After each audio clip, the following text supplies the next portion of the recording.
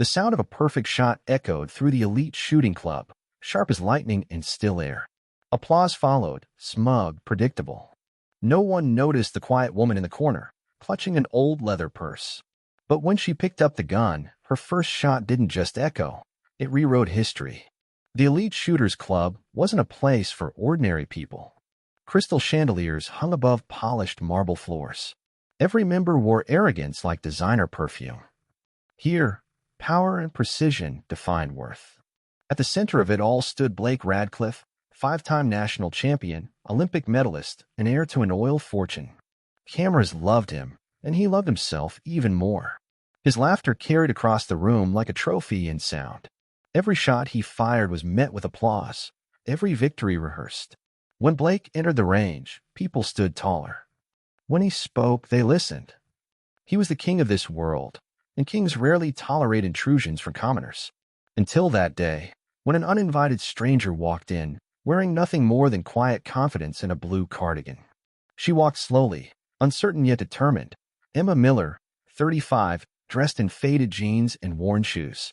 Her presence was out of place in a room filled with tailored suits and polished rifles.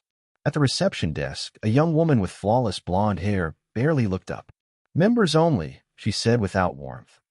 Emma lifted a small envelope. "I have a day pass." It was a gift.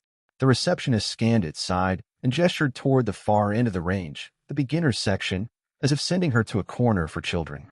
Blake Radcliffe noticed the exchange, smirked, and whispered to his friends, "Looks like someone got lost on her way to Walmart." Laughter rippled through the group. Emma said nothing.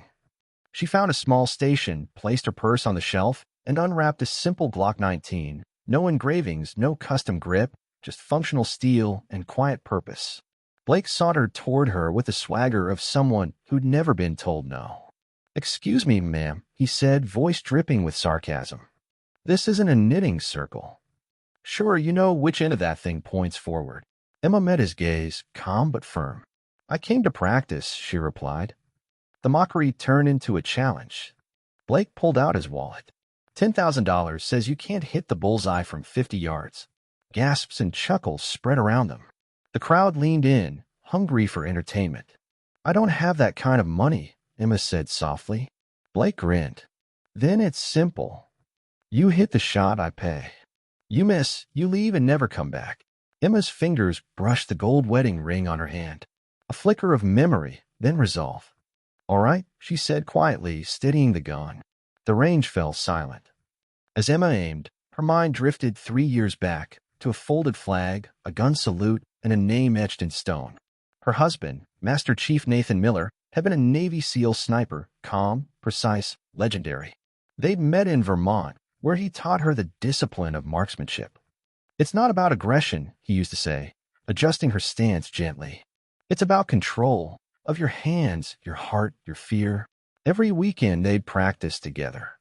He'd smile after every perfect shot. "You're a natural," he'd whisper. Then one spring morning, a knock on the door ended it all. "A helicopter crash," they said. "Mission classified." After the funeral, Emma locked away every reminder, the guns, the medals, even her courage. Until a week ago, when a package arrived from one of Nathan's old teammates, a day passed to this very range. "He wanted you to keep your promise," the note said. And now, standing under the cold gaze of strangers, she intended to do just that. Emma inhaled slowly, the way Nathan taught her. Shoulders relaxed, grips steady. Blake folded his arms, whispering, "This should be good." The world narrowed to 3 points, her, the gun, the target. The shot rang out. Crisp, clean. A moment of silence followed, then the mechanical hum of the target returning. When it reached the front, there was a single hole dead center. The crowd froze. One man swore under his breath. Rebecca Johnson, the club manager, stepped forward. "That was a record-level shot." Blake's smirk faded. "Beginner's luck," he muttered. Emma placed the gun down calmly. "Luck has nothing to do with control," she said. Whispers rippled through the crowd. For the first time, people weren't laughing. They were watching. She turned to leave, but Blake's pride wouldn't let her go. "Not so fast," he barked. "Let's see if you can do that again. 3 times 75 yards. Same stakes." Emma looked up, eyes steady. If I win, the money goes to the Veteran Support Foundation. The distance doubled. The pressure tripled. Blake adjusted his gear with dramatic flair. Emma simply stood still.